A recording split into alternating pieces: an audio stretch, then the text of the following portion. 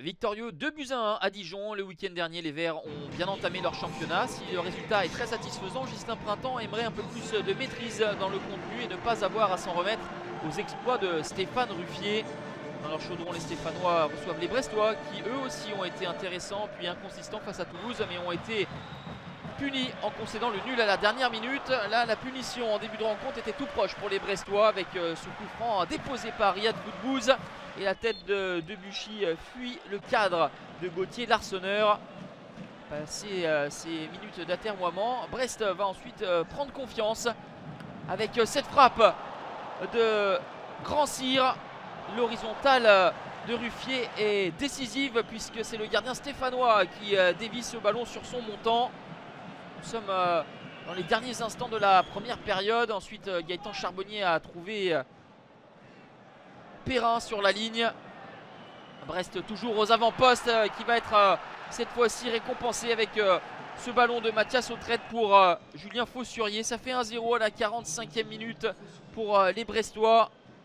Julien Faussurier, formé et né à Lyon, c'est un clin d'œil du destin. Lui qui n'avait plus marqué en Ligue 1 Conforama depuis 2013, c'était ici même face à Saint-Etienne lorsqu'il portait les couleurs troyennes. Ça fait en tout cas 1-0 pour Brest qui a su contenir les timides assauts stéphanois avant de se montrer dangereux en fin de première période et d'être logiquement récompensé.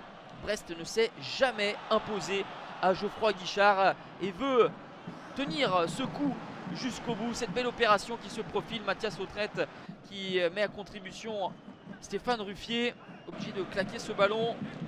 Ghislain Printemps va faire entrer les forces vives par la suite avec un point d'ancrage comme Robert Beric, mais c'est surtout Denis Bouanga, l'ancien Nîmois, le Gabonais, qui se montre le plus virevoltant et dangereux. Un missile qui vient frôler le montant d'un Gauthier Larsonneur, tout heureux de voir ce ballon fuir le cadre.